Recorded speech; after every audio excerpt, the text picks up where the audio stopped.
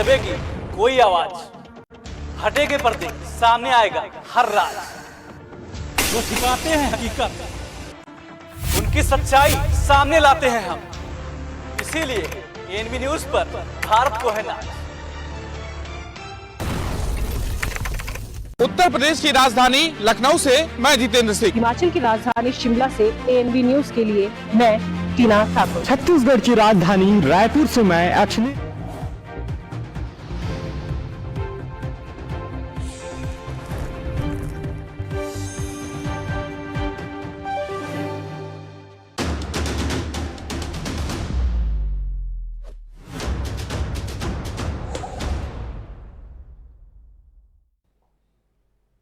नमस्कार, ANB news में आपका बहुत बहुत स्वागत है। मैं हूं नवीन पांडे। 24 लाख छात्रों के भविष्य से जुड़ी नीट परीक्षा में पेपर लीक का मामला इतना उलझ गया है कि आज भी इस पर सुनवाई टल गई। सुप्रीम कोर्ट ने अगली सुनवाई की तारीख 18 जुलाई तय की है। बड़ा सवाल अब भी बना हुआ है, नीट परीक्षा दोबारा होगी या नहीं होगी। इसी परीक्षा से आधार पर अंतिम नतीजे माने जाएंगे या नहीं। 8 जुलाई की पिछली सुनवाई में सबसे बड़ी कोर्ट ने सरकार से पूछा था, अगली सुनवाई में आप बताइए क्या नीट पेपर लीक से पूरी परीक्षा प्रभावित हुई है या नहीं।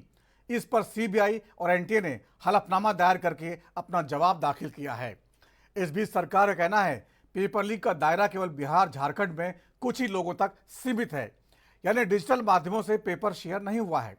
अब सुप्रीम कोर्ट को इस दावे की पड़ताल करनी है, क्योंकि उसने कई बार कहा है अगर हमको जरा सा भी पेपर लीक होने की गुंजाइश लगी तो हम दोबारा परीक्षा के आदेश देने से हिचकेंगे नहीं। इस बीच सीबीआई ने बिहार से पेपर लीक के मास्टरमाइंड राकेश रंजन उर्फ रॉकी को गिरफ्तार किया है, जिससे इस मामले में और कड़ियां खुलने की उम्मीद है। इन्हीं सब मुद्दों पर चर्चा करेंगे। हमारे साथ कुछ खास मेहमान मौजूद रहेंगे। उससे पहले देख लेते हैं क्या कुछ कहा गया। देखिए, आज की जो भी हियरिंग होने वाली थी अगले थर्सडे के लिए उस सुनवाई को स्थगित कर दिया गया है और हमारे जो सीजीआई डीवाई चंद्रचूड़ हैं उन्होंने इसको थर्सडे के लिए स्थगित कर दिया है। चूंकि इस पे मैं कुछ टिप्पणी करना चाहूँगी कि शायद हो सकता है कि कुछ इन्वेस्टिगेशन रिपोर्ट इन्होंने सीबीआई से मांग की थी और एनटीए का ऑर्डर भी आना था, तो एनटीए का ऑर्डर तो आ गया, लेकिन जो सीबीआई से बोला गया था इन्वेस्टिगेशन रिपोर्ट जमा कराने के लिए, वो अभी तक इनकी तरफ से कोई भी इन्वेस्टिगेशन रिपोर्ट नहीं आई है। Appropriate leakage of papers, appropriate इन्होंने जो ये बोला हुआ था कि जो पेपर लीक हुए हैं कितना स्टैपुलेटेड टाइम लगा है, वो सारा जो दस्तावेज था वो इनको जमा करना था, लेकिन उन्होंने अभी तक कोई जमा नहीं किया है। देखिए, सुप्रीम कोर्ट में हमें बहुत उम्मीद है और हमें अपने सीजीआई साहब से बहुत उम्मीद है कि वो जरूर ऐसा कोई फैसला देंगे जो सभी बच्चों के हित में होगा और सर्वप्रिय हो। जी, क्योंकि आज लंच के बाद में जो बेंच थी वो अवेलेबल नहीं थी, तो कोर्ट ने इसको कल के लिए प्रपोज करा। फाइनली सॉलिसिटर जनरल मंडे और ट्यूसडे अवेलेबल नहीं थे, तो मैटर वेडनेसडे को वेकेशन होने की वजह से अब थर्सडे को सुना जाएगा। तो जो सेंटर का स्टैंड है कि कोई मैल प्रैक्टिस नहीं हुई है, उस पर क्या कहेंगे? अब ये तो सेंटर शुरू से ही डिफरेंट व्यू ले रहा है। कभी वो मान रहे हैं कि लिमिटेड लीक हुआ है, लेकिन आज उनका जो एफिडेविट फाइल हुआ है उस एफिडेविट में उन्होंने इवन पटना के लीक को भी डिनाई कर दिया है। तो पटना में भी उनके हिसाब से पटना, सवाई माधोपुर, कहीं भी कोई किसी की। मैं यही कहना चाहूँगा कि हम लोग सुबह 10 बजे से यहाँ पे गर्मी में बैठे हुए हैं। मेरे साथ काफ़ी अभिभावक हैं, बच्चे हैं, 1-2 बच्चों को बुखार भी आ रहा है। हमें बहुत उम्मीद थी कि आज ही जो है हमारे हक में फैसला आएगा, पर माननीय सीजीआई साहब को आज लंच के बाद नहीं बैठना था। उसके बाद उनने पहले कल की तारीख दी और उसके बाद ये 18 तारीख दे दी गई। तो मुझे लगता है कि इसमें एक पॉजिटिव भी है कि एनटीए और सरकार ने जो हलफनामा दिया है वो अब हमारे वकील उसको स्टडी करेंगे, क्योंकि एनटीए ने अपने हलफनामे में पूरे झूठ भर के लिखे हैं। एनटीए बार बार अपने स्टैंड को चेंज कर रही है। एनटीए कभी कहता है लीक हुआ था, आज उसने मानने से मना कर दिया लीक हुआ था। इसका मतलब वो ना तो ईओयू को मान रहा है ना सीबीआई को मान रहा है। मेरे हिसाब से लीक बहुत व्यापक लेवल पे है। मैं आपको 7 स्टेट गिना देता हूं: गुजरात, गोधरा, दिल्ली, पटना, हजारीबाग, राजस्थान सवाई माधोपुर, महाराष्ट्र और यूपी इलाहाबाद। 7 स्टेट में तकरीबन 10 लाख एस्पिरेंट्स हैं आउट ऑफ 24 लाख। बहुत वाइड स्प्रेड हुआ है और मेरा सीजीआई से यही मुझको उम्मीद है। मैं डॉक्टर भूपेंद्र चौरसिया इन बच्चों के साथ जंतर मंतर से हम इनसे लड़ाई लड़ रहे हैं। हमें यही उम्मीद है कि गुरुवार को अगले एक ऐतिहासिक फैसला आएगा और 24 लाख बच्चों को रीनीट का जो है वो अवसर मिलेगा और सीजीआई 24 लाख परिवारों के साथ। NET exam was in fact doctored. In fact, the evidence really of there being any malpractice, large scale or small scale or situational or localized is not really there in the UGC NET exam. Hence I would say at this point of time, yes, it's preliminary, that it's almost a vindication of the fact that the entire examination by the Ministry of by the Education Ministry has been held in the most appropriate fashion, and the alleged claim of paper leak, etc., was done by certain people who wanted to create a disturbance and create a cancellation, taking advantage and abusing the fact of the scenario with NEET. Hence, we'll have to wait and see if this vindication, comes in the final stages as well. But the fact that the evidence was doctored, that speaks volumes about the fact that there might not have been a paper leak in the UGC NET. लेकिन ये कोई justifiable answer नहीं। जब आप कितने महीनों तक उनको खोजते रहेंगे कि कौन रेड फ्लैग है। जब एक मार्क से हज़ारों रैंक का वेरिएशन हो रहा है तो कौन से बच्चे को एडमिशन कैसा मिलेगा, ये कैसा आइडेंटिफाई होता है। तो हम ये सारी चीज़ों को सुप्रीम कोर्ट कंसिडर करते हुए हम यही उम्मीद करते हैं कि रीनीट होगा, क्योंकि जस्टिस सबको मिलना चाहिए। ये माल प्रैक्टिसेस से और पेपर लीक से बच्चे इंटर नहीं हो पाएंगे। जब दोबारा रीनीट होगा तो उसमें से जो अच्छे से लिखे हैं, जो मेहनती हैं, वही मेडिकल कॉलेजेस में दाखिल होंगे। इस तरह से लगातार जो परीक्षार्थी हैं वो परेशान हैं। 24 लाख छात्रों के भविष्य का सवाल है, आखिरकार क्या नीट का पेपर लीक किया गया। सुप्रीम कोर्ट भी इस बात को जानना चाहता है, लेकिन सुनवाई आज टालनी पड़ी। लेकिन सरकार दोबारा परीक्षा नहीं कराना चाहती, ये बड़ा सवाल है। 7 राज्यों से 42 गिरफ्तारियां हो चुकी हैं और आज उसका सरगना जो है रॉकी, वो भी पटना से गिरफ्तार किया सीबीआई ने। इतने तमाम कड़ियां जुड़ने के बाद भी सरकार लगातार दावा कर रही है कि जो पेपर लीक का दायरा बहुत सीमित है, कुछ ही लोगों तक ये सीमित रहा, यानी डिजिटल माध्यम पर मोबाइल से ये एक दूसरे को शेयर नहीं किया गया है। सुप्रीम कोर्ट ने पिछली सुनवाई में कई सवाल पूछे थे। उन्होंने कहा था हमको जरा भी गुंजाइश हुई तो हम पेपर को दोबारा कराने का आदेश देने से हिचकेंगे नहीं। सुप्रीम कोर्ट ने 8 जुलाई को कहा था अगली बार जब आएं तो इन सवालों का जवाब लेके आएं। क्या नीट पेपर लीक से पूरी परीक्षा प्रभावित हुई? क्या पेपर लीक और परीक्षा के समय का जो अंतर है वो हमें बताएं। और लाभार्थी की पहचान करना संभव है, यानी इसका दायरा कितना बड़ा था, यानी पटना बिहार तक ही सीमित रहा, झारखंड तक सीमित रहा, या ये पूरे देश में फैल गया। पेपर लीक कहां और कैसे हुआ, और सबसे बड़ा सवाल प्रिंटिंग से लेकर सेंटर तक जो पेपर पहुंचते हैं उसका पूरा प्रोसेस क्या है। इन सवालों का जवाब उम्मीद है आज सीबीआई ने जो है हलफनामे में और एनटीए ने शपथ पत्र में जरूर दाखिल किए होंगे। लेकिन कोर्ट की सुनवाई अगले गुरुवार तक टल गई है। इस पर चर्चा करेंगे, हमारे साथ कुछ खास मेहमान मौजूद हैं।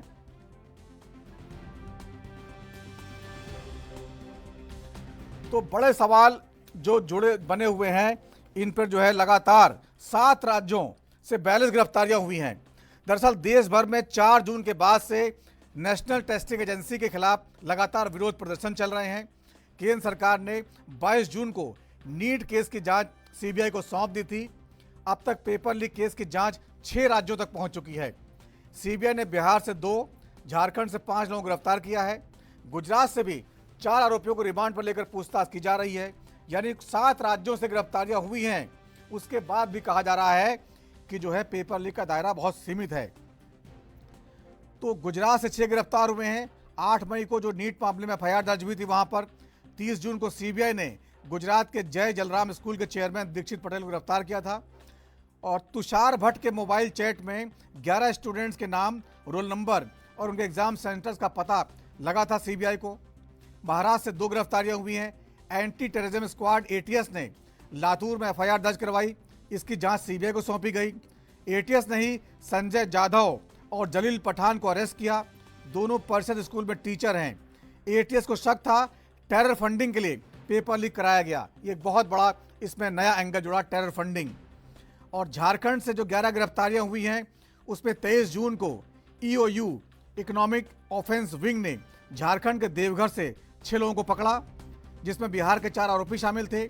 28 जून को सीबीआई ने झारखंड से 3 लोगों को गिरफ्तार किया। 3 जुलाई को सीबीआई ने धनबाद से अमन सिंह को गिरफ्तार किया। इसी अमन सिंह की निशानदेही पर आज जो गिरफ्तारी हुई है रॉकी की, राकेश रंजन और रॉकी, ये पटना में भी रहता है और कोलकाता में भी इसका ठिकाना है। रांची में इसका रेस्टोरेंट है और इसकी रिश्तेदारी जो है जो संजीव मुखिया है उसके है। संजीव मुखिया इस रॉकी का भांजा मामा है, ये भांजा है संजीव मुखिया का। और रॉकी का ही जो खास अमन सिंह था वो धनबाद से पकड़ा गया था। तो कड़ियों से कड़ियां खुली हैं। तो तमाम गिरफ्तारियां पश्चिम बंगाल से भी गिरफ्तारी हुई है।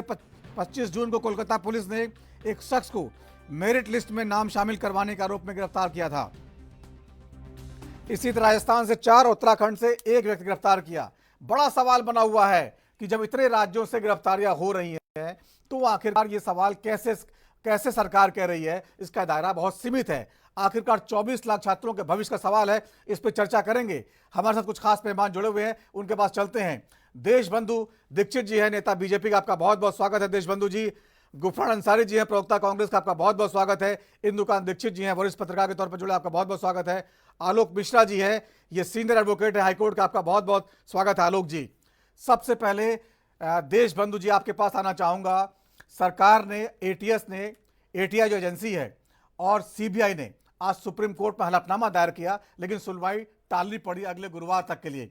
लेकिन जो बातें निकल के आ रही हैं, सरकार बार बार कह रही है कि जो दायरा हमसे पूछा जा रहा था इसका दायरा बहुत सीमित है। सुप्रीम कोर्ट ने पिछली सुनवाई में कहा था कि अगर हमको शक हुआ इसका दायरा बड़ा है तो हम दोबारा परीक्षा कराने से के आदेश देने से हिचकेंगे नहीं। और सरकार कह रही दायरा बहुत सीमित है, बहुत कम लोगों तक ये पेपर लीक हुआ है।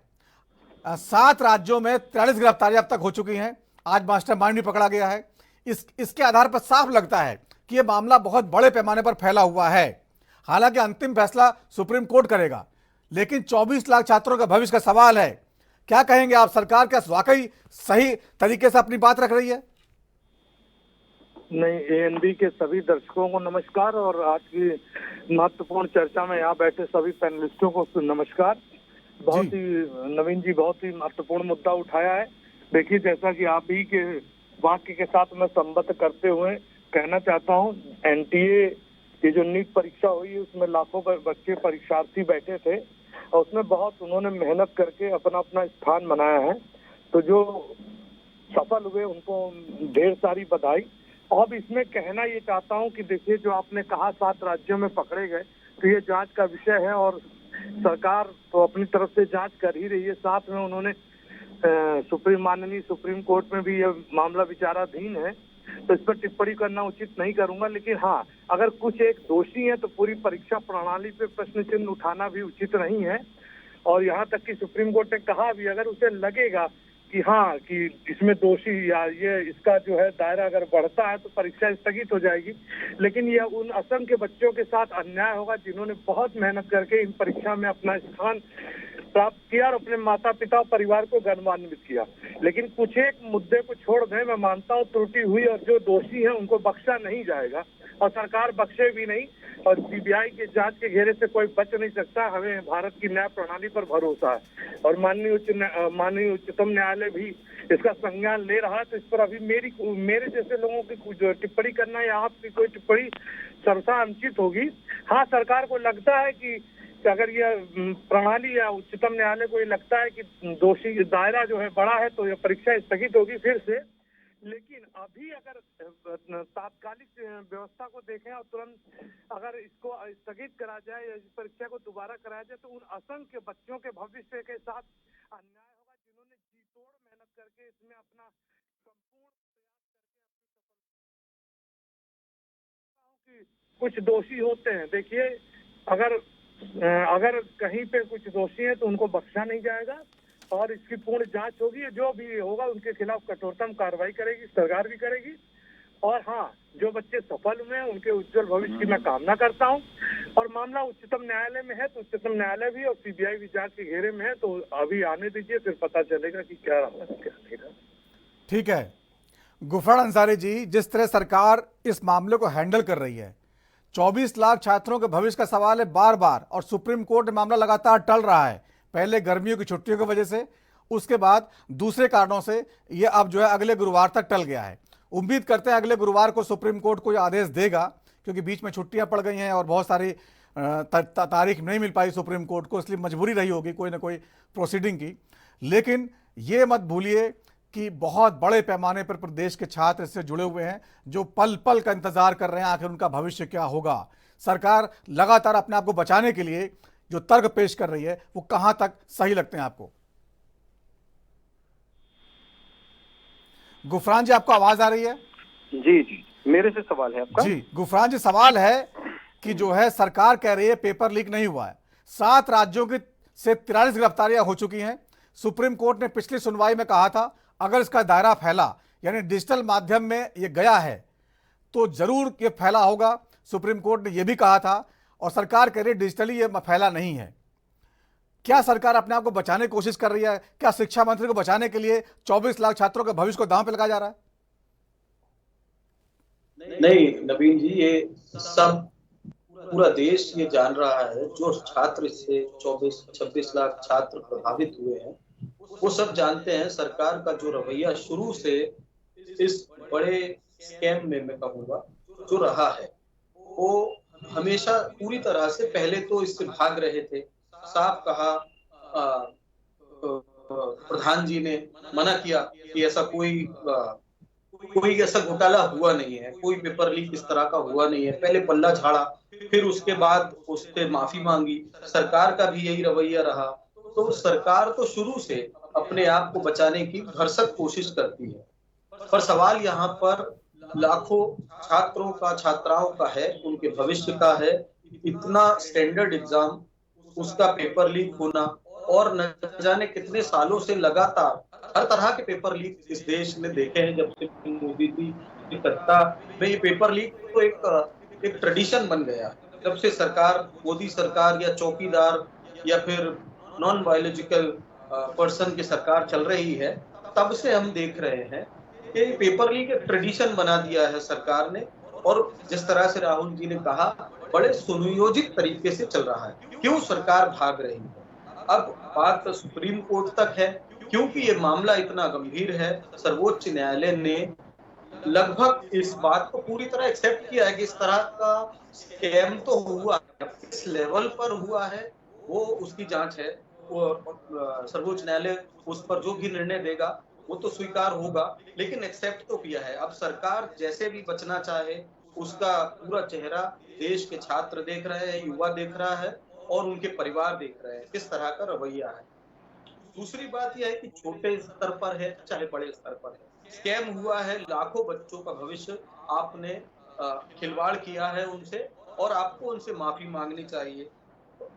बजाय इसके कि आप जवाबदेही ले, आप बचने की कोशिश इस तरह से कर रहे हैं कि री एग्जाम नहीं करेंगे, या फिर इतने बड़े लेवल पर नहीं है, या फिर जिन बच्चों का सिलेक्शन हो गया है उन बच्चों को बधाई, और बाकी जिनके साथ ये धांधली हुई है, धोखा हुआ है, उनके साथ बस जांच चल रही है। और जैसा भी सरकार का ढुलमुल रवैया रहेगा उस तरह से उनको एक्सेप्ट करना पड़ेगा। तो ये सब चलेगा नहीं।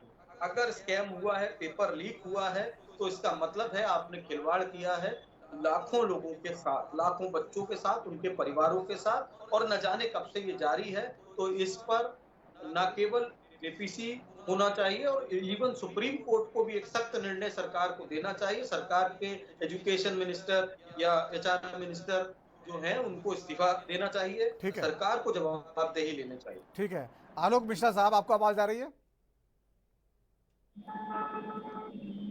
के लिए एनटीए पर भी कार्रवाई, सख्त कार्रवाई होनी चाहिए, ऐसी हम उम्मीद करते हैं। ठीक है। आलोक मिश्रा जी, आपको आवाज मिल रही है? जी मिल रही है। आलोक मिश्रा साहब, आप कानूनविद हैं, सीनियर अधिवक्ता हैं हाईकोर्ट के। आज का जो नीट का मामला था सुप्रीम कोर्ट में, और जिस तरह से कोर्ट में सुनवाई कर रही है, तो आज ये टल गया। लाखों छात्र बार बार जो है समय का इंतजार कर रहे हैं कि बहुत लंबे समय से, पहले गर्मी की छुट्टियां थी, उसके बाद फिर जो है किसी तरह कोर्ट खुली, और कोर्ट ने पिछली सुनवाई में बहुत सारे सवालों को जवाब मांगे थे। उन्होंने कहा था नीट पेपर लीक का दायरा हमको बताइए कितना बड़ा है, और दूसरा सवाल जो खास तौर पर लाभार्थी कितने हैं, जो जिनको ये पेपर मिला, ये जांच जो है आज सीबीआई ने जो है हलफनामे में दे दी है। आपको लगता है कि अगली जो सुनवाई है उसमें फैसला आ जाएगा? जो छात्र हैं वो इंतजार कर रहे हैं, इसलिए जो सवाल महत्वपूर्ण है। 5 मई को एग्जाम हुआ था और जिसमें 24 लाख अभ्यर्थियों ने जो पार्टिसिपेट किया था, उसके बाद जो है जो नंबरों में जो अंतर आया, उस अंतर के आधार पर अभ्यर्थियों ने ये क्लेम किया कि इसमें धांधली हुई है। उसके बाद जो है सेंट्रल गवर्नमेंट ने एक्शन लिया और एक्शन लेने के बाद मैटर जब सुप्रीम कोर्ट गया, सुप्रीम कोर्ट ने कॉग्निजेंस लिया, तो जो 7 राज्यों में 42 गिरफ्तारियां हुई हैं, इससे प्राइमा फेसी तो लगता है कि इसमें कुछ न कुछ तो गड़बड़ है। अगर 42 गिरफ्तारियां हुई हैं, 7 राज्यों में इसका दायरा है, तो प्राइमा फेसी जो है ये एक लगता है कि इसमें कुछ गड़बड़ है और जो है परीक्षा दोबारा होनी चाहिए। लेकिन जब सेंट्रल गवर्नमेंट, सीबीआई, इसमें 3 पक्षकार हैं, सेंट्रल गवर्नमेंट है, सीबीआई और नेशनल टेस्टिंग एजेंसियां हैं। 3 पक्षकार जो है अपना हलफनामा अलग अलग दाखिल किया और नेशनल टेस्ट एजेंसी से पूछा गया था कि प्रश्न पत्र कैसे सुरक्षित रखा गया, उन्हें कैसे एग्जाम सेंटर तक भेजा गया और संभावित लीक कैसे हो सकता है, इन प्रश्नों पर। और सीबीआई का जो दायरा था कि लीक कैसे हुआ है, इसकी व्यापकता क्या है, इस सब पे अलग अलग लोगों ने अलग अलग एफिडेविट दाखिल किया। जो 8 मई तक इनको एफिडेविट दाखिल करना था, तो क्योंकि एफिडेविट दाखिल करने के बाद जो है अगले पक्ष को रिजॉइंडर दाखिल करने का मौका मिलता है कि सेंट्रल गवर्नमेंट ने अपनी एफिडेविट में क्या कहा है, नीट ने जो है नेशनल टेस्टिंग एजेंसी ने क्या कहा है, उसका जवाब देने के लिए जो अभ्यर्थियों के काउंसिल है उनको भी मौका मिलता है। इसलिए मौका दिया गया को भी अपना जवाब जो है उसमें दें। सीबीआई ने जो अपना जवाब दाखिल किया वो सीलबंद में दाखिल किया है। अब सुप्रीम कोर्ट इसकी ग्रेविटी, सुप्रीम कोर्ट हर बार कहती है कि अगर इसकी ग्रेविटी ज्यादा रही, शुचिता भंग हुई, तो हम दोबारा परीक्षा कराएंगे। अब ये चीज डिपेंड कर रही है कि सीबीआई ने जो अपना एफिडेविट सीलबंद में दिया है, उन्होंने क्या क्या जो है एविडेंस कलेक्ट किया है इस संबंध में। उस एविडेंस को सुप्रीम कोर्ट, माननीय सुप्रीम कोर्ट अवलोकन करेगी। अगर अवलोकन को उसको लगता है कि साक्ष्य कम कलेक्ट किए गए हैं, तो और समय दे सकती है कि आप, क्योंकि अभ्यर्थियों की तरफ से विरोध किया जाएगा कि ये कलेक्ट नहीं किया है, तो ये जब लिफाफा खुलेगा सीबीआई का, ये तभी तय हो पाएगा कि सीबीआई ने कौन से साक्ष्य को छोड़ दिया है, किनको बचाने का प्रयास किया है, किनको नहीं किया है। ये अगली डेट पर सीबीआई के जो, क्योंकि उनका सेंट्रल गवर्नमेंट का उनका तो एफिडेविट आ गया, ओपन है, लेकिन जो इनका सील बंद एफिडेविट है, इस पे डिपेंड करेगा कि उन्होंने क्या क्या साक्ष्य कलेक्ट किए हैं, इस पे डिपेंड करेगा। हो गया था, पूरा जाम लग गया था, हम उधर से आए, कोई गाड़ी वाला था गिर गया, तो इसी पे डिपेंड करेगा। और चलो अभी भी भीड़ लगी होगी। ठीक है, इंदुकांत दीक्षित साहब, आपके पास आना चाहूंगा। जिस तरह से हम लोग पूरे मामले को देख रहे हैं, कई बार चर्चा कर चुके हैं, तो पूरे मामले को देखने के बाद और अपने अनुभव से लगता है सरकार जो है इस मामले को गलत तरीके से ले रही है।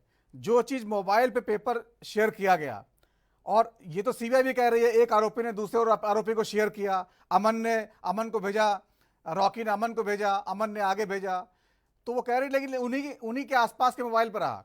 क्या ऐसा संभव नहीं है? क्योंकि जब पेपर जैसी कोई चीज़ ऐसी आती है तो लोग जरूर उसको कहीं ना कहीं फ़ायदा उठाना चाहते हैं, ये मनोविज्ञान है। लेकिन यहाँ बड़ा सवाल ये है, क्या सरकार सब कुछ जानते हुए कहीं हम पे आँच ना आ जाए, कहीं शिक्षा मंत्री पे आँच ना आ जाए, इसलिए स्वीकार करने से, सच्चाई से स्वीकार करने से घबरा रही है और कोर्ट से कह रही है कहीं कुछ नहीं हुआ? जी नमस्कार नवीन जी। जी हमारे जितने को पैनलिस्ट उनको भी मेरा नमस्कार। जो सबसे बड़ी बात यह है कि सरकार ने, और सरकार के जो शिक्षा मंत्री धर्मेंद्र प्रधान जी ने बिल्कुल प्रारंभ से इस मामले में इस तरह का स्टैंड लिया है जिसमें वो सरकार को भी परेशानी में डाल रहे हैं, अपने को तो परेशानी में डाल ही रहे हैं। A1 में उन्होंने कह दिया कि कोई गड़बड़ी नहीं हुई है, ठीक कहा कांग्रेस के प्रवक्ता ने। बाद में उन्होंने स्वीकार किया और कई बड़े चैनल्स को उन्होंने इंटरव्यू दे करके एक तरह से माफी मांगा कि हमने शुरू में जो बयान दिया था गलती हो गई थी। अब जिस तरह से पूरे देश के छात्र इसमें प्रतीक्षा कर रहे हैं और चीजें लटकी हुई हैं, इससे छात्रों में डेस्परेशन बढ़ता है। और अगर सीबीआई का जो भी एफिडेविट है, सरकार का जो पक्ष है, एनटीए का, सेंट्रल गवर्नमेंट एक ऐसा पक्ष है जिसको सबके बारे में पता है, सब कुछ उसी के मातहत है, उसको टेबल से पता होना चाहिए, नहीं पता है तो ये उनकी कमी है। और अब जब सबका एफिडेविट सुप्रीम कोर्ट में आ गया है, तो आज भी मैं देख रहा था, कुछ लोगों से बात किया धर्मेंद्र प्रधान जी ने बच्चों को बुला करके कि सुप्रीम कोर्ट जो तय करेगा हम करने के लिए तैयार हैं। फिर आप किस लिए हैं भाई? मेरा सवाल ये है कि सेंट्रल गवर्नमेंट के मातहत ही सब कुछ है। अगर आपके पास जानकारी आ गई और सच्चाई ये है कि ये माना किसी सिद्धांत है कि 10 चोर बच जाएं लेकिन एक भी जो ईमानदार है, शरीफ है, वो न फंसे, तो वही कानून, वही सिद्धांत यहां लागू होता है। अगर एक भी व्यक्ति ने इसका नाजायज फायदा उठाया है तो वो एक बच्चे का हक मारा गया। और अगर आपने बिल्कुल लिमिट कर दिया कि ए बी सी डी ये 20 है या ये 40 है, जो अब तक सरकार कहती रही है कि ये 1500 है, 1400 है, तो अगर फिगर आउट कर दिया और with proof to the satisfaction of all the petitioner, सारे स्टूडेंट, कि हाँ इतने ही लोग हैं, इसके बाहर का कोई प्रूफ दे दे तो हम सरकार मान लेगी। अर्थात ये इतने लोगों के बाहर वो पेपर आउट नहीं हुआ, जो आज कल के जमाने में डिजिटल चीजें हो जाने के बाद कर देना या बता देना लगभग असंभव है। यही सवाल उठा था सुप्रीम कोर्ट ने। अब मैं ये देख पा रहा हूं कि जो ज्यादातर संभावना है कि सुप्रीम कोर्ट इसमें री एग्जामिनेशन का ऑर्डर करेगा।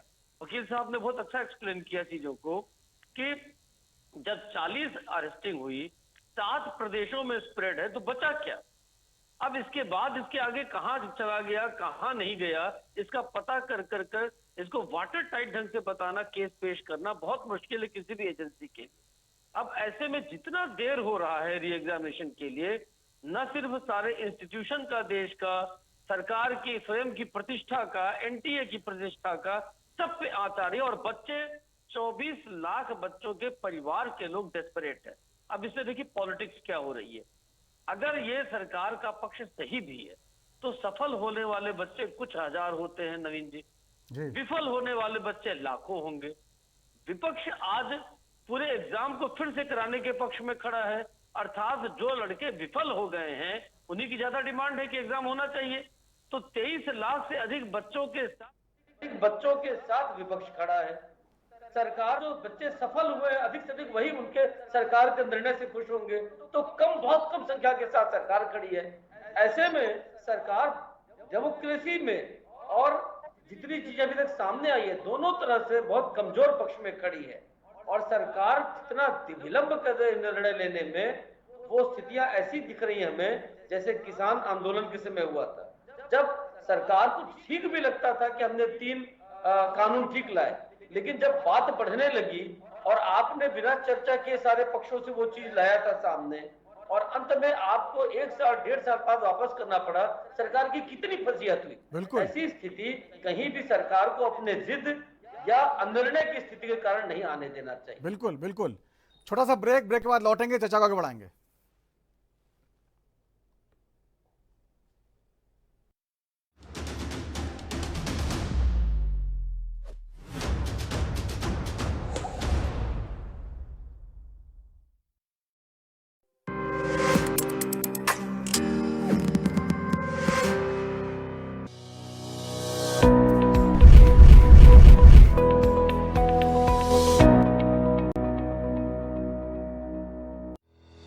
जल संरक्षण के लिए उत्तराखंड सरकार आज हर संभव प्रयास कर रही है ताकि पहाड़ों पर जल का संचय, संरक्षण और संवर्धन हमेशा के लिए हो सके।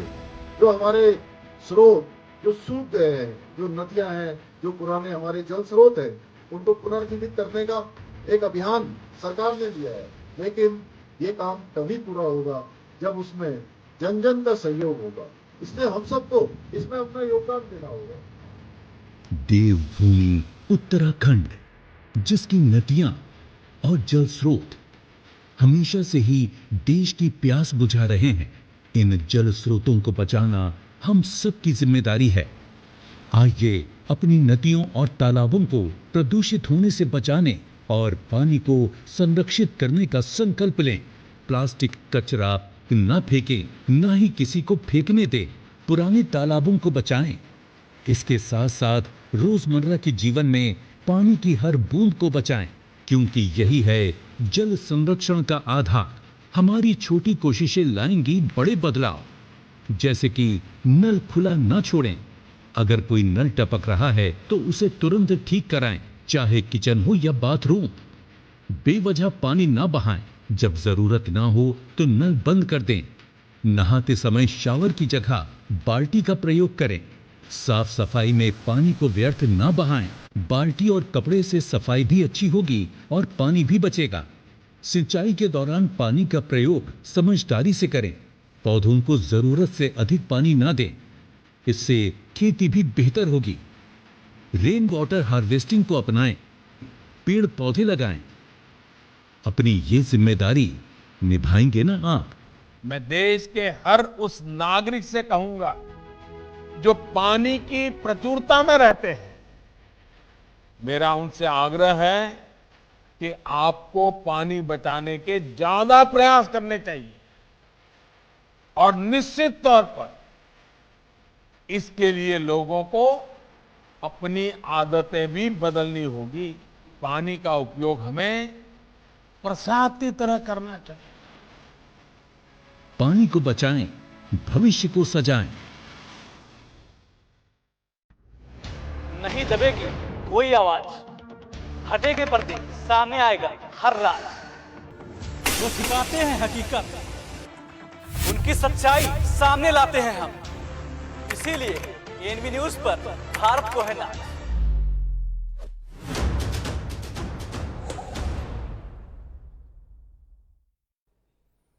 और ब्रेक के बाद राजधर्म में एक बार फिर आपका स्वागत है। आज बात कर रहे हैं नीट परीक्षा में। आज सुप्रीम कोर्ट में सुनवाई हुई है और 24 लाख छात्रों के भविष्य पर फैसला लेना है सुप्रीम कोर्ट को। अगली सुनवाई होगी अगले गुरुवार 18 जुलाई को। इस बीच मामला लंबा खिंचा हुआ है और जो छात्र इसमें परीक्षार्थी हैं वो परेशान हैं। इन सब मुद्दों पर चर्चा कर रहे हैं। हमारे साथ कुछ खास मेहमान जुड़े हुए हैं। देशबंधु दीक्षित जी हैं, नेता बीजेपी के। गुफरान अंसारी जी हैं, प्रवक्ता कांग्रेस के। इंदुकान दीक्षित साहब हैं, वरिष्ठ पत्रकार के तौर पर जुड़े हैं। आलोक मिश्रा जी हैं, सीनियर एडवोकेट हाईकोर्ट के। देशबंधु दीक्षित साहब, आपने सबकी बातें सुनी और यहाँ पर आपको बताया इंदुकान दीक्षित जी ने, सरकार जो पक्ष ले रही है वो जो है बड़े पैमाने में जो स्टूडेंट हैं वो उससे नाराज हो सकते हैं। बार बार इतना दावा करना केवल इसलिए कि हमारी जो सरकार है उस पर कोई उंगली न उठा दे, छात्रों के भविष्य खेलने वाला जो है मामला लगता है। ये एक और बड़ी सियासी गलती भी मानी जा सकती है। क्या मानते हैं आप? केवल शिक्षा मंत्री को बचाने के लिए आप ये भी कह सकते हैं कि देखिए पेपर लीक हुआ था, हमने जो है हम कहते हैं दोबारा पेपर करा देते हैं। नहीं नवीन जी, देखिए इस पर माननीय उच्चतम न्यायालय के संज्ञान में भी यह मामला है और उच्चतम न्यायालय ने कह दिया है और कि अगर इसका दायरा बड़ा होगा तो हम इसे कैंसिल भी कर सकते हैं।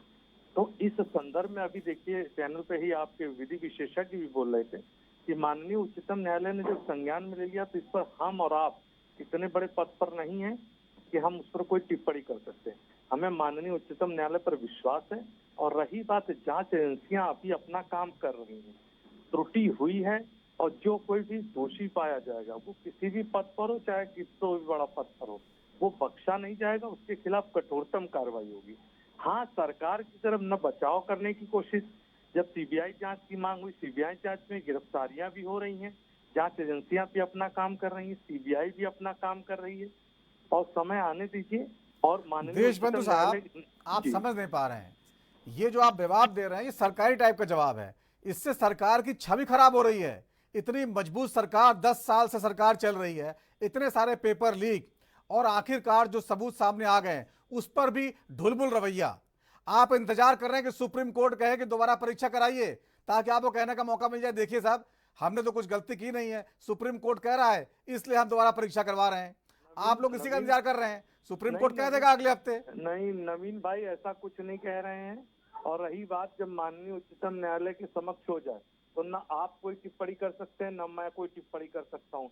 हाँ, माननीय उच्चतम न्यायालय पे और अपनी अगर भारत की जांच एजेंसी पे हमें विश्वास है और जो कोई भी दोषी पाया जाएगा। लेकिन यह बात सही है कि अगर इसमें त्रुटि है और जो कोई भी है तो उसके खिलाफ कठोरतम कार्रवाई हो सकती है। इसके अलावा मैं कोई टिप्पणी नहीं कर सकता हूँ, क्योंकि जांच एजेंसियां अभी अपना काम कर रही हैं और जब तक उनकी रिपोर्ट हो इस पर हम ख्याली पुलाव करें या कोई टिप्पणी करें तो ये सर्वथा अनुचित ही टिप्पणी होगा। कहाँ हो रही है देशबंधु जी? सुप्रीम कोर्ट ने तो अभी कोई डिसाइड किया ही नहीं है, तो उस पर टिप्पणी कहाँ, सवाल ही कहाँ पैदा होता है? नहीं तो जो आपने, नहीं मेरा कहने का मतलब है माननीय उच्चतम न्यायालय में संज्ञान लिया और आपने जो कहा, देखिए जो जांच एजेंसियां जो गिरफ्तारियां हुई हैं या जहां कहीं राज्यों में हुआ है, लेकिन जहां कहीं भी दोष हुआ इसके लिए पूरी परीक्षा प्रणाली पे या 24 लाख के सभी बच्चों के भविष्य के साथ एक बैग कोई डिसीजन नहीं लिया जा सकता या एक मत होके कोई भी डिसीजन लेना भी सर्वथा अनुचित होगा। हाँ, जो कोई दोषी है, अगर ये प्रणाली में कोई दोष पाया जाता है तो नीट परीक्षा के लेकर सरकार भी उचित निर्णय लेगी और उच्चतम न्यायालय भी उचित निर्णय लेगा। लेकिन इस समय, वर्तमान समय में या आज की तात्कालिक परिस्थितियों में आप डिबेट पे कहें कि कोई टिप्पणी करना उचित होगी तो ये सर्वथा अनुचित होगा। हम जैसे लोगों के लिए यह टिप्पणी करना भी ठीक है, वो तो हम समझते हैं कि आपकी भी कुछ जो है लिमिटेशंस हैं और आप तो खुद बोल ही नहीं सकते सरकार या पार्टी के खिलाफ जो है। इंदुकांत दीक्षित जी, आप जवाब दे रहे हैं, इस सवाल में जोड़ना चाहता हूं, सरकार जो है जानबूझ के इंतजार कर रही है कि सुप्रीम कोर्ट फैसला दे ताकि उसका बचाव हो जाए, उसको बहाना मिल जाए, देखिए सुप्रीम कोर्ट ने कहा है इसलिए हम जो है परीक्षा करवा रहे हैं, बाकी हमने कोई गड़बड़ नहीं किया है।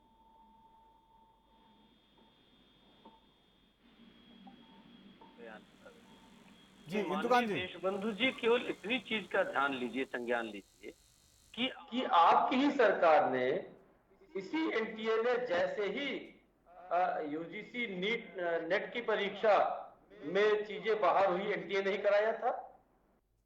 उसको जैसे ही पता चला होम मिनिस्ट्री को और उनको लगा कि ये साइबर जो उनकी मॉनिटरिंग का विंग था उसने बताया कि साइबर पे है ये डार्क स्पेस में, तो इमीडिएटली उसने इनिशिएटिव लिया और बुला करके हाथों हाथ, जब तक ये मुद्दा बाहर कहीं आता, मीडिया में आता, उन्होंने उसको कैंसिल करने का निर्णय लिया। आपने क्यों नहीं लिया निर्णय? वो निर्णय नहीं लिया होता तो आज वहां भी आपकी फजीयत हो रही होती। तो आज जब आपको पता है साफ तौर पे परीक्षा होने के 1 महीने बाद आपको ये 100% रिजल्ट आने के बाद पता है कि ये मामला कितने दूर तक गया है, इससे आप नहीं नकार सकते। इसमें कोर्ट का कोई हाथ नहीं है। जो आप और आपकी सीबीआई बताएगी उसी पे कोर्ट को निर्णय लेना है। तो आप दिल बड़ा करके, हिम्मत रख करके अगर खुद बता देंगे कि हाँ जी इतना चीज फैला है, इसका प्रसार इतना हुआ है और नहीं हुआ है, और अगर आप पक्के हैं तो आप प्रेस कॉन्फ्रेंस करिए और कहिए कि आज की डेट में हमारी एजेंसियों ने जांच कर लिया है, उस पर किसने कोर्ट ने रोक लगाया है, और ये 40 लोग हैं, इनके अलावा 41वां देश में हम मंत्री के तौर पे कह रहे हैं, इस पे कोर्ट ने कहीं रोक लगाया है। आप 41वां नाम लेके आइए, देश की जनता से बताइए, सारे अभ्यर्थियों से, तो हम सुप्रीम कोर्ट में एफिडेविट देके कहेंगे कि हम एग्जाम करने को तैयार है। आप इस तरह से लिंगरिंग मत करिए देशबंधु जी, और या आप अपनी जिम्मेदारी को अगर सुप्रीम कोर्ट को दे रहे हैं तो एक तरह से प्रशासनिक जिम्मेदारी से अपने को बचाने की कोशिश है। ठीक है, आलोक मिश्रा साहब, इसके कानूनी पहलू की बात करें तो चूंकि सुप्रीम कोर्ट ने उनको समय दिया है हलफनामा जो दायर किया गया उसको जवाब देने के लिए, आपको लगता है अगली हियरिंग में जवाब आ सकता है या अभी और इसमें समय लगेगा? नहीं, क्योंकि मैटर बड़ा इम्पोर्टेंट है। 18 जुलाई को काउंसलिंग की डेट सेंट्रल गवर्नमेंट ने फिक्स किया है और 18 जुलाई को ही डेट इसकी फिक्स है। 3 हफ्ते में, 18 से 3 हफ्ते में उनको काउंसलिंग कराना है। इसलिए जो है अभ्यर्थी के जितने भी अधिवक्ता होंगे वो 18 तारीख से पहले जो है उसका जवाब दाखिल कर देंगे। एक सबसे महत्वपूर्ण पहलू है जो ना आप डिस्कशन कर रहे हैं, ना आपके पैनल के लोग बता पा रहे हैं। सुप्रीम कोर्ट एक तरफ तो सेंट्रल गवर्नमेंट से प्रूफ मांग रही है कि इसमें कहां कहां चूक हुई है, और दूसरी तरफ सुप्रीम कोर्ट काउंसलिंग पे स्टे नहीं लगा रही। ये उसका 2 पहलू। आप इसको समझने का प्रयास करिए कि सुप्रीम कोर्ट एक तरफ कह रही है कि अगर शुचिता भंग हुई तो हम दोबारा परीक्षा कराएंगे, लेकिन जो काउंसलिंग के लिए जो डेट सेंट्रल गवर्नमेंट रखी है उस पर कोई स्थगन आदेश पारित नहीं कर रही है, जिससे सेंट्रल गवर्नमेंट को एक बल मिल रहा है। वो कह रही है नहीं, व्यापक रूप से नहीं हुआ है। प्राइमा फेसी अगर केस बनता है तो सुप्रीम कोर्ट को चाहिए था। आलोक जी, जहां तक मेरी जानकारी काउंसलिंग पर रोक लगी हुई है। नहीं, 18 जुलाई को डेट फिक्स हो गई है काउंसलिंग की। आज की न्यूज है कि 18 तारीख से 3 हफ्ते के लिए काउंसलिंग की डेट फिक्स है, सेंट्रल गवर्नमेंट ने रखी है। तो यही उम्मीद है कि 18 को फैसला आ जाएगा। हाँ, 18 को काउंसलिंग डेट है, तो 18 तारीख को ही सुप्रीम कोर्ट तय कर देगा कि काउंसलिंग होगी फर्दर कि नहीं होगी। लेकिन सुप्रीम कोर्ट ने काउंसलिंग पे शुरू से ही स्टे नहीं लिया, क्योंकि अगर प्राइमा फेसी केस बन रहा था सुप्रीम कोर्ट को इस पे, अब सुप्रीम कोर्ट पर सेंट्रल गवर्नमेंट ने कौन सा ऐसा मटेरियल प्रोड्यूस किया है या सीबीआई ने जो है ऐसा तथ्य रखा है कि उनको सुप्रीम कोर्ट को ये लग रहा है कि नहीं, ये केवल लिमिट स्तर पर ही है, सेंट्रल गवर्नमेंट का पक्ष मजबूत है। इसलिए अगर प्राइमा फेसी केस बनता है तो प्राइमा फेसी ये मैटर होना चाहिए कि काउंसलिंग पर स्टे होना चाहिए। लेकिन जहां तक हमारी जानकारी है, काउंसलिंग पे स्टे सुप्रीम कोर्ट ने नहीं किया था। काउंसलिंग कोर्ट ने कहा सेंट्रल गवर्नमेंट अपनी हिसाब से काउंसलिंग करे, लेकिन सीबीआई को वो डॉक्यूमेंट मांग रहे हैं। आईआईटी मद्रास से डेटा एनालिसिस सेंट्रल गवर्नमेंट करा रही है कि जो नंबर जो है ये बिटवीन जो है 550 से 700 के बीच में दिए हैं कि ग्राफ कैसे बना हुआ है, कैसे घटा हुआ है। तो प्रयास हो रहा है, सेंट्रल गवर्नमेंट प्रयास कर रही है, कोर्ट भी जा रही है सीबीआई के माध्यम से। अब ये तय तो सुप्रीम कोर्ट ही करेगी कि इसमें कितनी सच्चाई है, क्या है, व्यापक है कि नहीं है। अब इस चीज का एनालिसिस केवल हम तो संभावनाओं विचार कर सकते हैं। मटेरियल हमारे पास नहीं है, ना आपके पास है। जो मटेरियल सीबीआई ने कोर्ट को उपलब्ध कराया है उसका कोर्ट जब एनालिसिस करेगी तब बता पाएगी कि इसका रीजन कहाँ है, कहाँ ओरिजिन हुई है, व्यापक हुआ है कि नहीं हुआ है। और हर चीज का दो पहलू होता है। रोटी चोरी करके रोटी खाना चोरी तो है लेकिन अपराध नहीं है, और एक जो है सीना चोरी करके रोटी चोरी करना वो तो अपराध है। तो यहाँ पे दो पहलू है। अगर एग्जाम कैंसिल करते हैं तब भी कष्टदायी है, नहीं करते हैं तो वो भी कष्टदायी है। तो न्याय यही कहा जाता है कि बीच में जो है न्याय, तो सुप्रीम कोर्ट यही न्याय करेगी कि क्या किया जाए, कि जिन लोगों का एग्जाम कराया जाए कि ना कराया जाए, कि सेंटर गवर्नमेंट के जो जहाँ सेंटर हुए हैं वहीं कराया जाए। तो ये प्रश्न जो है न्याय का विषय है। अब न्याय माननीय सर्वोच्च न्यायालय के सामने अभ्यर्थियों ने न्याय की गुहार की है। अब सुप्रीम कोर्ट न्याय करना है। 18 जुलाई को संभवतः सुप्रीम कोर्ट न्याय करेगी और दूध का दूध और पानी का पानी होगा। आलोक जी, जो छात्र इंतजार कर रहे हैं फैसले का, और मान लीजिए जैसे कि संभावना भी है दोबारा परीक्षा का आदेश देते हैं तो समय नहीं होगा दोबारा तैयारी करने के छात्रों के पास, तो आप ऐसे छात्रों से क्या कहना चाहेंगे कि वो किस तरह से अपना रुख अपना रखें? नहीं, कोर्ट में ऐसा नहीं है। कोर्ट जो है सफिशिएंट टाइम देती है, क्योंकि एग्जाम कराने के लिए पेपर छपना, सेंटर तक पहुंचाना, इसके लिए भी एक टाइम टेकिंग प्रोसेस है। कोई इमीडिएटली प्रोसेस नहीं है, ये भी प्रोसेस है, लॉन्ग प्रोसेस है कि पेपर छपेगा, पेपर छपने के बाद सेंटर तक पहुंचाए जाएंगे, उसके बाद अभ्यर्थियों को समय दिया जाएगा। कोर्ट जो है इस चीज को ध्यान रखेगी और कम से कम 3 महीना जो से लेकर 6 महीने के बीच में उनको समुचित समझेगी कि जो है वो प्रयास करे। और सरकार को भी देगी निर्देश की ऐसी गलतियां न हो, इसके लिए भी जो है आप जो है गाइडलाइन बनावे, कमेटी बनावे, जो भी करें तो समय सफिशिएंट टाइम मिलेगा, उसमें कोई दो राय नहीं। अगर नहीं मिलेगा तो इनजस्टिस हो जाएगी, तो जस्टिस होगी 100% होगी, इसलिए समय भी मिलना तय। ठीक है गुफरान अंसारी साहब, जिस तरह से राहुल गांधी लगातार इस मुद्दे को उठा रहे थे, संसद में भी उन्होंने जो है राष्ट्रपति का अभिभाषण के धन्यवाद प्रस्ताव पर चर्चा से पहले इस पर बहस कराने की कोशिश की थी, जिस पर विवाद भी खड़ा हुआ था। अब बजट सत्र लगने वाला है, आप लोगों का क्या रुख रहेगा इस पे? जी हाँ, राहुल जी ने तो पत्र भी लिखा था इसको लेकर, और पत्र के जवाब में सरकार के संसदीय कार्य मंत्री रिजू जी ने जो कहा था वो सार्वजनिक है कि नीट परीक्षाओं पर चर्चा संसदीय गरिमा के विरुद्ध होगी। तो ऐसी कोई चर्चा के लिए सरकार तैयार नहीं थी। जब भी राहुल जी ने कुछ इस तरह के चर्चा करनी चाहिए, और बकायदा उसके लिए पत्र इसलिए लिखा है क्योंकि अगर हम सीधे मीडिया में बोलते हैं तो वो बात को सरकार फिर घुमाने लगती है अपनी तरीके से कि ये आरोप लगाते हैं, झूठे आरोप लगाते हैं, इस तरह की कोई चर्चा नहीं मांगी। बाकायदा 2 दिनों पहले पत्र लिखकर सरकार से चाहा था राहुल जी ने कि नीट परीक्षाओं पर चर्चा हो, जिस तरह के पेपर लीक हो रहे हैं, पर सरकार का उस पर भी रवैया साफ सामने आ गया था। खुद संसदीय कार्य मंत्री ने कहा, अभी भारतीय जनता पार्टी के प्रवक्ता कह रहे थे कि सीबीआई ने जांच शुरू कर दी, तो आप और हम सब जानते हैं कि सीबीआई की जांच कब शुरू हुई थी? पहले इतना बड़ा स्कैम होता है, छात्र उसको उठाते हैं, कितने आंदोलन होते हैं देश भर में, उसके बाद एजुकेशन मिनिस्टर कहते हैं कि इस तरह का कोई पेपर लीक नहीं हुआ।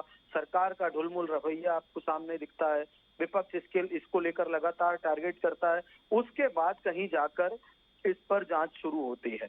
अब वो बड़ी चतुराई से भारतीय जनता पार्टी के प्रवक्ता सर्वोच्च न्यायालय का नाम ले रहे हैं कि इस पर कोई टिप्पणी नहीं की जा सकती, इस पर कोई टिप्पणी नहीं की जा सकती, आप और हम छोटे हैं अगर इस पर टिप्पणी कर रहे हैं।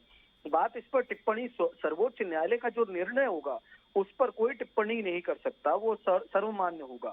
लेकिन बात इस स्कैम के ऊपर हो रही है, हम लोग चर्चा कर रहे हैं कि क्या इस तरह का पेपर लीक का स्कैम लगातार जो देश भर में सामने आ रहा है, भारतीय जनता पार्टी मानती है कि नीट के परीक्षाओं के पेपर लीक हुए थे या नहीं, ये सबसे बड़ा सवाल है।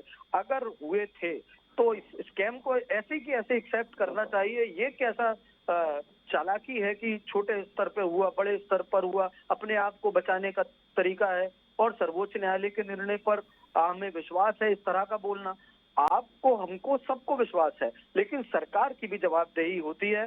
एनटीए सरकार के अधीन होता है, शिक्षा मंत्री सरकार के अधीन होते हैं, जहां पेपर ऑर्गेनाइज किए जाते हैं, इतना स्टैंडर्ड एग्जाम है, वहां वो पूरी संस्थान, एडमिनिस्ट्रेशन, सब कुछ सरकार के अधीन होता है। जहां पर सबसे ज्यादा शक किया जा रहा है और जो इसका हब बनते जा रहा है, वहां भारतीय जनता पार्टी की सरकारें हैं। तो आप कैसे अपनी जवाबदेही से पल्ला झाड़ सकते हैं? सवाल आपके ऊपर भी खड़ा होता है कि आपकी सरकारों में लगातार सुनियोजित ढंग से इस तरह के पेपर लीक हो रहे हैं। लेखपाल, पुलिस भर्ती, नीट, यूजीसी नेट, हर तरह के पेपर लीक हो जा रहे हैं और आप अपने आप को चौकीदार बोल रहे हो। आप विदेशों में तालियां ठुकवा रहे हो। आप देश में जवाबदेही नहीं छात्रों के लिए आपके दिल में कोई। सरकार के प्रधानमंत्री मन की बात करते हैं, बच्चों को एग्जाम के टाइम पर आकर मन की बात के ज्ञान देते हैं, लेकिन नीट जैसी परीक्षाओं पर कुछ नहीं बोलते, पेपर लीक पर कुछ नहीं बोलते। उन्हें कहना चाहिए, अपना स्टैंड स्पष्ट करना चाहिए प्रधानमंत्री जी को कि अगर ये सब कुछ हुआ है तो हम उन 24 लाख छात्रों के साथ अन्याय नहीं कर सकते, हम साथ में खड़े हैं उनके। ये खुद बचाव कर रहे हैं कि इस तरह का नहीं हुआ, बड़े स्तर पर नहीं हुआ, ये खुद का बचाव कर रहे हैं। तो ये रवैया सरकार का है। राहुल गांधी जी, पूरा विपक्ष, इंडिया गठबंधन लगातार मांग कर रहा है कि इसमें जो जो दोषी है, अब तक बुलडोजर से फटाफट न्याय करने वाली सरकार है ये, तो जिनको पकड़ रहे हैं अब तक बुलडोजर कानून उनके ऊपर क्यों नहीं अप्लाई किया गया? ये तो इतना बड़ा क्राइम है कि देश के छात्रों के साथ आप खिलवाड़ कर रहे हो, भविष्य के साथ खिलवाड़ कर रहे हो। आप किस तरह के डॉक्टर्स बनवाना चाह रहे हो देश में? आप उनको रिश्वत लेकर डॉक्टर बनाने की कगार पर खड़े कर रहे हैं। हर एग्जाम में, हर तरह के एडमिनिस्ट्रेशन में वो बैठेंगे रिश्वत लेने का। ठीक है, देशबंधु जवाब देंगे? नहीं, मैं अभी महानुभाव को छोड़ रहा था। अच्छा, आप यह बता दीजिए, उसमें असंख्य बच्चे पहले आप मुझे जवाब दीजिए। मैंने सवाल किया है कि आप मानते हैं कि नहीं स्कैम हुआ है, पेपर लीक का बड़ा घोटाला हुआ है देश में, आप मानते हैं कि नहीं आपकी सरकार में? चलिए, नहीं, मैं इस बात का जवाब हाँ या ना में दीजिए। आप मानते हैं कि नहीं इसे घोटाला, आप मानते हैं कि नहीं? आप ये नहीं, पेपर मेरी लीक बात हुआ है कि नहीं, ये मानते हैं कि नहीं? नहीं, आप मेरी बात आपको जवाब देना पड़ेगा, पेपर लीक हुआ है या नहीं हुआ है। इसी से पूरा देश आपका जो स्टैंड है पार्टी का वो समझ जाएगा। आप बताइए कि पेपर लीक हुआ है या नहीं हुआ है। आप 30 सेकंड नहीं, आप जवाब लेना चाहेंगे? नहीं, हाँ तो बोलिए, आप जवाब दीजिए। नहीं, भारतीय जनता पार्टी की 10 साल से सरकारें रही। नहीं, नहीं, भारतीय जनता पार्टी की सरकारें 10 साल से हैं और भारतीय जनता पार्टी की सरकार में जितनी भी नियुक्तियां हुई, जितनी भी भर्तियां हुई, इस बात में बड़े गर्व के साथ कहूँ, सब पारदर्शिता और शुचिता के साथ, ईमानदारी के साथ देखा है देश ने। ये देखा है देश ने, इलेक्टोरल बॉन्ड के टाइम पर भी सुप्रीम कोर्ट ने स्वतः संज्ञान लिया था। आपके चंडीगढ़ मेयर के इलेक्शन में भी सुप्रीम कोर्ट ने संज्ञान लिया था और ये मामला भी छात्रों से जुड़ा हुआ है। ये इसमें सुप्रीम कोर्ट के ही, अच्छा हम लोगों के लिए तो सौभाग्यशाली है हम कि हमारे लिए सर्वोच्च न्यायालय है, वरना सरकार का जो दायित्व है, सरकार किस तरह से जिम्मेदारियों से भाग रही है और सरकार तो फिर इस तरह के स्कैम को मना ही कर देती कि ऐसा कोई स्कैम नहीं हुआ अगर सर्वोच्च न्यायालय नहीं होता उन सामान्य लोगों के पास, छात्रों के पास। तो आप तो मान ही नहीं रहे, अभी तक आप नहीं कर रहे हैं कि घोटाला हुआ है कि नहीं हुआ। आप बताइए पेपर लीक हुआ है कि नहीं। आप पहले ये सुन लीजिए गुफरान जी, सुन लीजिए। अरे सुनिए तो मेरा इससे सवाल है कि पेपर लीक हुआ है या नहीं हुआ। सुन लीजिए गुफरान जी, आप सुन लीजिए। आप अगर प्रोबेबिलिटी के आधार पर एक तरफा निर्णय लेना चाहते हैं तो वो असंख्य लड़के जिन्होंने रात दिन मेहनत करके इस परीक्षा में वाकई मेहनत की है, उनके साथ भी तो अन्याय होगा अगर ये परीक्षा स्थगित कर दी जाए, स्थगन की जाए। रही बात जांच की अफवाह, तो सरकार जांच करा रही है। सरकार ने एनटीए के अध्यक्ष को भी हटा दिया, सीबीआई और जो भी कार्यप्रणाली। अगर आपको भारतीय न्याय प्रणाली पे नहीं विश्वास है, अभी आपके सामने विधि विशेषज्ञ भी बोल रहे थे कि जस्टिस होगा अगर आपको किसी पे सिस्टम। और रही बात आप श्रीमान राहुल गांधी पे, तो जो पूरा का पूरा परिवार खुद जमानत पे छूटा, उसकी बात का क्या वक्तव्य है? वो तो चुनाव हार गए, इसलिए चले गए। नेता प्रतिपक्ष जो गृह मंत्री है कई बार हो चुके हैं गुजरात में, आपके साथ जो सरकार बनी है उसमें से 25% से ज्यादा व्यक्तिगत टिप्पणी से बचिए दोनों महानुभाव। कल ही नताड़ लगी है सुप्रीम कोर्ट में, जिस तरह से राहुल जी पर गलत केस लगाया गया था, वकील साहब के ऊपर जुर्माना हुआ है। तो आप तक चरित्र ये है कि आप खुद की खामियों को छुपाने के लिए कभी कांग्रेस पर सवाल करते, कभी राहुल जी की इमेज खराब करने की कोशिश करते, लेकिन आप कभी नहीं बता पाते कि हमने भ्रष्टाचार किया। गुफरान जी सुन तो लीजिए, गुफरान जी सुन लीजिए, उसका जवाब दीजिएगा। अभी तक नहीं बोल पा रहे हैं कि ये भ्रष्टाचार है। नहीं चाहते, नहीं बात यही है कि आप उस कांग्रेस सरकार की बात, उस राहुल गांधी की बात नेता प्रतिपक्ष करते हैं जो पूरा परिवार जमानत पे है, उन्हीं के पार्टी के लालू प्रसाद देशबंधु जी जमानत पे होने से क्या सवाल उठाना बंद कर दें? वो जनप्रतिनिधि तो हैं। इतने झूठे केस मोदी जी ने लोगों पर लगाए हैं, जमानत पर नहीं, वो भी है। ये आप गलत कह रहे हैं। मोदी जी ने किसी के ऊपर झूठे केस नहीं लगाए हैं। अगर आप कांग्रेस और नहीं विपक्षी दलों के भ्रष्टाचार की पोल खोल रहे हैं, दिल्ली में देख रहे हैं एक आंदोलन से जन्मी पार्टी सारे तीसरी बात नहीं। अभी आपको गुफरान जी मौका दूंगा बोलने का, दूंगा। 10 साल के भारतीय जनता पार्टी के प्रधानमंत्री पे कोई दाग नहीं लगा, 13 साल का सार्वजनिक निवेश। नीट की परीक्षा में मैंने जब कहा कि और आप प्रोबेबिलिटी का आप माननीय उच्चतम न्यायालय की जगह अपना निर्णय अगर थोपेंगे तो ये भी उन 24 लाख बच्चों के साथ अन्याय होगा। अगर आपको भारत की संविधान पर, भारत की न्याय प्रणाली पे, भारत के सिस्टम पर नहीं भरोसा है, भारत की सरकार पे भरोसा नहीं, तो आप भारत के नागरिक ही नहीं। हाँ, मुझे विश्वास है भारतवासी का नागरिक होने के कारण अपनी एजेंसियों पे, अपनी जांच देशबंधु जी ये चुनावी मंच थोड़ी है जो आप इस तरह की भाषण दे रहे हैं। सीधा सवाल, सरकार ने खुद माना पेपर लीक हुआ है, सुप्रीम कोर्ट का तो डिसीजन आया नहीं, अभी टिप्पणी कहां से जाएगी उस पर? सुप्रीम कोर्ट तो अभी केवल जांच कर रही है, पड़ताल कर रही है। सवाल यह है कि पेपर लीक हो क्यों रहे सरकार के जमाने में? 10 साल से मोदी सरकार है।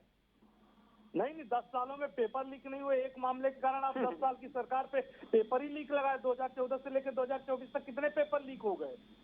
मैं बताता हूँ। नहीं, एक परीक्षा अगर प्रणाली पे अगर एक नीट की परीक्षा का पेपर लीक हो गया जिसपे जांच एजेंसी, तो आपने 10 साल के आपने प्रश्न चिन्ह पे मोहर लगा दी। और क्यों यूपी में जो कांस्टेबल भर्ती परीक्षा रद्द हुई थी वो क्या था? पेपर लीक नहीं, जो अभी यूजी नेट की परीक्षा रद्द हुई वो क्या है? जो महानुभाव बोल रहे हैं मोदी जी के बदारे के ऊपर टिप्पणी में मोदी जी के व्यक्तित्व के बारे में इनसे सर्टिफिकेट या चरित्र प्रमाण पत्र की जरूरत है। व्यक्तित्व की बात कहाँ से आ गई? अरे क्या बात, सरकार कामकाज में सवाल है। बोलने के वो मोदी जी पे डायरेक्ट अपनी प्रमाणिकता चरित्र प्रमाण पत्र दे रहे हैं, बोल रहे वहाँ तालियां बजा रहे हैं। अरे भारत का नाम और भारत की आन बान शान अगर किसी ने बढ़ाई तो ये प्रधानमंत्री ने बढ़ाई। नहीं, आप बात करते ताली बजा रहे हैं, थाली बजा रहे हैं। नहीं, विपक्ष सब कहा था, विपक्ष नहीं। ठीक है देशबंधु, जवाब ले लीजिए, जवाब ले लीजिए, बोलिए गुफरान जी। नहीं कीजिए। नहीं, विपक्ष आज तक कहा था नहीं, जब कमरों के अंदर से गड्डियां पकड़ी जा रही थी तब कहा जा रहा था। 2004 से लेकर 14 तक जब नहीं, जब सारे दलदल में भ्रष्टाचार के कीर्तिमान बनाए गए थे तब कहा जा रहा था। नहीं, आप ये बताओ 4 से 14 तक जब भ्रष्टाचार के कीर्तिमान आए थे तब आप राहुल गांधी से प्रश्न नहीं पूछ रहे थे, तब आपने प्रॉपर्टी के साथ चीज का जवाब देने को तैयार हूँ। मैं आपको हर चीज के सुन लीजिए देशबंधु जी, सुन लीजिए। तो आप बताइए ना 4 से 14 तक जब भ्रष्टाचार के सुन लीजिए, जवाब सुन लीजिए देशबंधु, जवाब सुन लीजिए। प्रमाण पत्र नहीं दे रहे थे। देखिए, बड़ी बेशर्मी की बात है।